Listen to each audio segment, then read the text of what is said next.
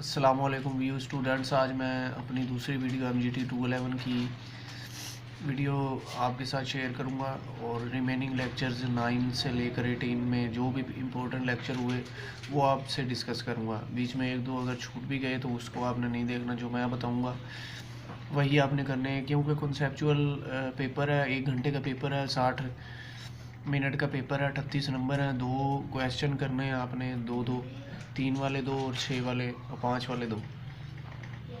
ठीक है, ज़्यादातर उसी को ही जो है ना टेंशन ली होती है। MCQs की तो फाइल्स होती हैं मिड टर्म की। ठीक है, बकाया आपको मैं मेन पॉइंट्स बताऊंगा। एंटरप्रेन्योरशिप आज हम 9 लेक्चर से स्टार्ट करेंगे। इसको ये कहते हैं कि जैसे एक बंदा, मतलब कि एक कंपनी का बंदा हो या कोई भी हो, उसको ना अपॉर्चुनिटी जो है ना, ability individual tries find the opportunity. अकेला अपॉर्चुनिटी लेता है और रिस्क भी लेता है और अवेल दिस अपॉर्चुनिटी। अगर तो ये जो रिस्क है और एबिलिटी है आपकी इंडिविजुअल अपनी कंपनी को या कोई चीज़ भी आगे लेके जाने में, ठीक है, तो वो रिस्क लेता है। अगर तो आप पास कर जाते हो तो आपके क्या कहते हैं, कॉन्फिडेंस में इजाफा होता है, या तो फिर फेल होते हो। इसमें लिखा तो है take risk and avail this opportunity. Entrepreneurship इसको कहते हैं। तो ये इसके मेन है यहाँ पे। जब लेक्चर 9 में इसी को ही डिस्कस करना था। ये people have more entrepreneurial abilities who have एप्री aspiration, are more strategic, have the vision, raise the concern more being goods abilities, resourcefulness। ये जो चीज़ें ना ये लिखी हुई हैं और इसमें आपने बस ये एक एक मेन पॉइंट आपने इसका देखना है। आपने बस इसकी डेफिनेशन याद कर लेनी है। कस्टमर रिलेशन कैसा होना चाहिए, लॉन्ग टर्म रिलेशन, वही जो आपका बिजनेस है। बिजनेस प्लान कैसा होना, document which contains the objectives and business who have ways to the achieve the objective। तो ये चीज़ आपको नज़र आनी चाहिए। ये इसकी छोटी छोटी चीज़ें हैं, ये आप याद कर लेना। अब ये शॉर्ट नोट्स मैं आपको बता रहा हूँ जो मेन पॉइंट्स हैं एक चैप्टर के, वो हैं। जैसे मैं आपको बताता हूँ तो हैंड आउट पे भी ये, अब इसकी सिर्फ एक की मैंने तारीफ आपको बताई है जो इसका मेन है। उसके बाद उसने इसमें जो चीज़ें हैं, मेन चीज़ें क्या, लीगलिटी है, मार्केटिंग पार्ट क्या है, प्रमोशन पार्ट क्या, फाइनेंशियल पार्ट क्या, ये। तो हैंड आउट में जो है ना, इसके एक पार्ट में 10-10 होते हैं, इन्होंने छोटा कर दिया है। तो ये मैं आपको समझाता हूँ। ठीक है, फाइनेंशियल पार्ट क्या है, प्रमोशन पार्ट क्या है। तो आगे हम चलते हैं। फ्रेंचाइजिंग का मतलब ये है कि अब आपके किसी भी, मिसाल के तौर पे आप जोंग की या जैज़ की फ्रेंचाइज देख लो, ठीक है। उसकी एक मेन ऑफिस ने ब्रांचेस खोली हुई हैं। जैसे कि एक मिसाल के तौर पे बैंक, एलाइड बैंक हो गया, उसकी ब्रांचेस, उसको एक किस्म का फ्रेंचाइज ही कंसीडर कर सकते हैं। वैसे ही जैसे कि इधर यहाँ पे लिखा हुआ है, 2 parties and which the party passes on the rights of the other party, agreement between. तो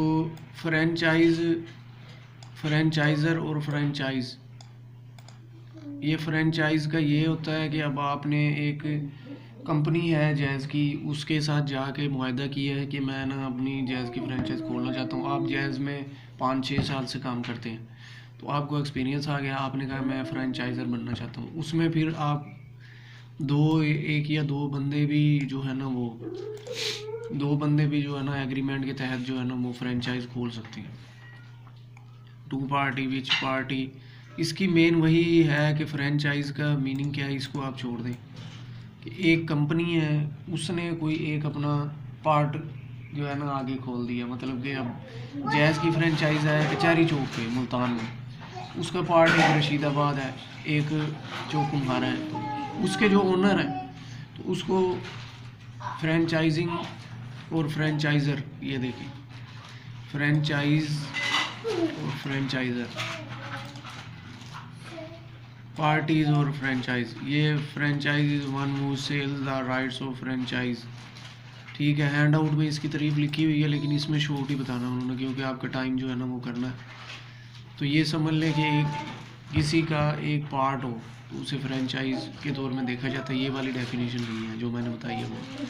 बकाया इसके डिसएडवांटेजेस ये वो थोड़ी थोड़ी देख लेना। चैप्टर नंबर 11 पे चलते हैं, इसको आप स्किप कर दो। लेक्चर नंबर 12 इम्पोर्टेंट है, इंपोर्ट एक्सपोर्ट। ये import goods produce somewhere else domestically, chemical, technology, machinery, software, hardware.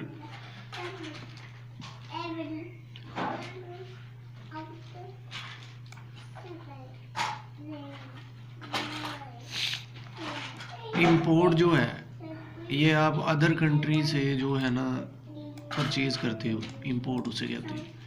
Machinery, software, hardware, expertise, identification of product, imported producers, methodologies, technology, process, documents for imports और export जो आप other country में cell करते हो। ये देखो, goods produce domestically and sold in some other countries, other countries में देते हो। Support of government, high profit, pride of for the country. इसके एडवांटेजेस एक्सपोर्ट के जो है काफ़ी हैं। आपकी जीडीपी जो है वो बढ़ती है, ये हो गया वो हो गया। आप एक चीज़ बनाते हो वो बाहर वाली कंट्री लेती है। गंदम हो गई हमारे पाकिस्तान से, काफ़ी चीज़ें इंपोर्ट एक्सपोर्ट भी होती हैं। और इंपोर्ट तो बहुत ही कुछ होता है, वो तो आप पूछो ही ना। तो ये हाईली इनकम कंट्रीज़ वगैरह इसका दिया हुआ है। Import and export balance, gap between import and export is called surplus and deficient is the country of, मतलब कि वही जीडीपी ग्रोथ वगैरह ये वो फलाना। ठीक है, ये barriers to the international trade, social and culture changes, religion. इसको आप एक चीज़ इंटरनेशनली तौर पे जो आप ट्रेड करते हो उसे ये कहते हैं, इसको आप छोड़ ही दो। स्टेक होल्डर जो है इसका भी आप देख लो। Stakeholder include customer, employees, suppliers, banker, government, right to customer. ये स्टेक होल्डर में आ जाते हैं सारे सोशल। ठीक है, आगे आपको बता दूं इसका ना सिर्फ आपने मेन चीज़ याद करनी है, उसके बाद आगे आपने ये थोड़ी छोटी जो है ये करनी है। ये शॉर्ट नोट्स मेरे पास अवेलेबल है।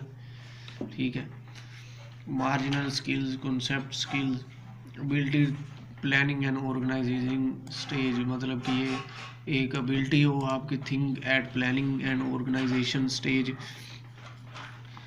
मार्जिनल स्किल्स, कॉन्सेप्चुअल स्किल्स और interpersonal skills, ability to deal with others, मतलब कि आप कोई मिसाल के तौर पे आपकी कंपनी का कोई प्रोडक्ट है, आपने कोई अपने माइंड में चीज़ लेके आनी है कि मैंने कैसे आगे वाले बंदे को टैकल करना है और उसको मनवाना है। तो उसके लिए आप अपने माइंड से चलो।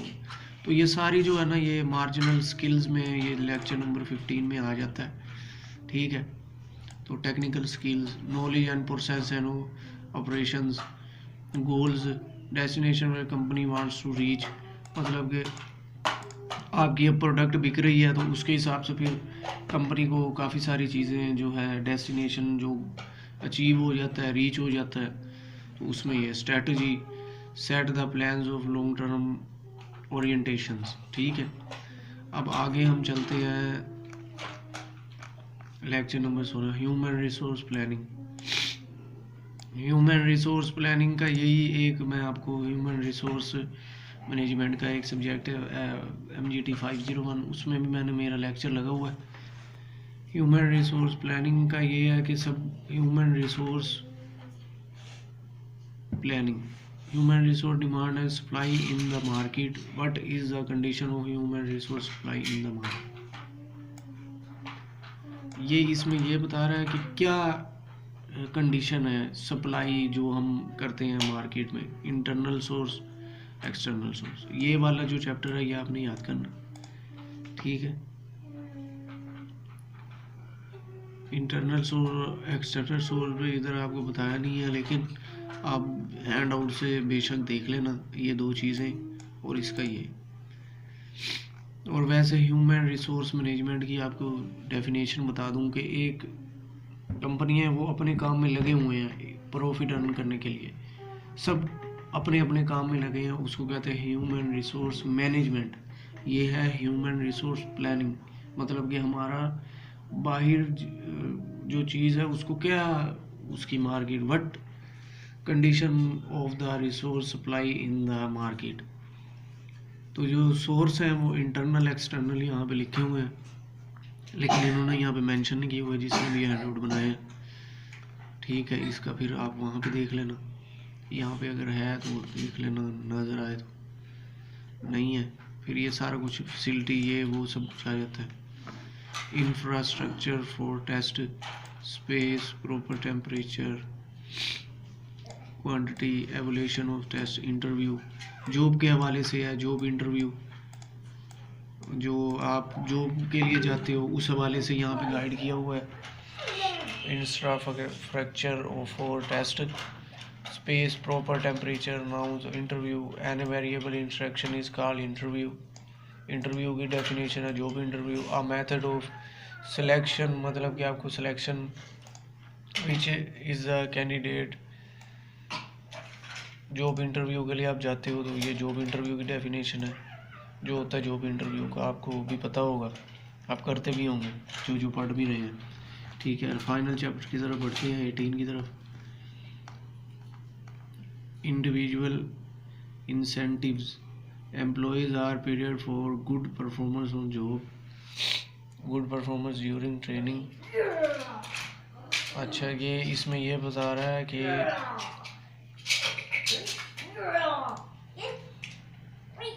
इंडिविजुअल इंसेंटिव्स मतलब कि आपने कोई परफॉर्मेंस वगैरह की, ठीक है, good performance on job, good performance during training, collective incentives are paid to whole department, incentive for the whole organization can be profit sharing, मतलब कि वही एक किस्म की आपको वो बोनस वगैरह हो गया, या जो इंडिविजुअल इंसेंटिव्स में ही आ जाता है कि आपने अच्छी परफॉर्मेंस की।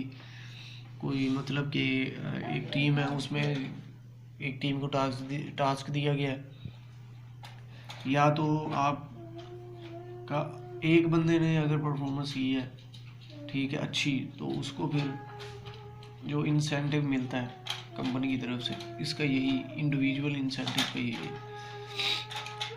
तो बकाया अगर बहुत सारे जो बंदे हैं सब ने ही अच्छी परफॉर्मेंस की, सबकी बराबर रही है, तो उसमें कुछ और सबका ये आ जाता है, मैनेजमेंट इंसेंटिव में ही आ जाता है, वो सारी मैनेजमेंट ने मिल के ये काम किया। तो आज का लेक्चर यहीं ख़त्म होता है। तो ये मेन मैंने पहले पॉइंट लगाए हैं, बीच में नीचे जो है इनके पार्ट्स हैं उनको इतना ना देखें, सिर्फ पॉइंट देखें, और यही पेपर में आएगा पॉइंट। MGT 211 जो है ना, वो आज मैंने मीट की प्रिपरेशन पूरी करवा दी है। ठीक है, किसी को ना समझ आई हो मुझे कमेंट बॉक्स में कर सकता है, मैं रिप्लाई दूँगा। और मेरे चैनल को सब्सक्राइब भी करें, वीडियो को लाइक भी करें।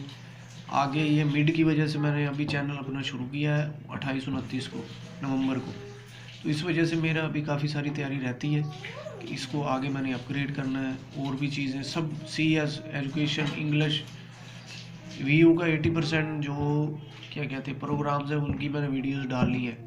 लेकिन इसके लिए ये मिड आ गया, मिड से पहले मेरे पास अगर 20-25 दिन होते पहले बनाता तो फिर मैं सब तैयारी करता, वीडियोस बना के रखता। तो इंशाल्लाह मिलते हैं फिर। ये आप देख लें MGT 211 के स्टूडेंट्स, ये मेन यही आने हैं पॉइंट्स जो मेन आपको मैंने बताया।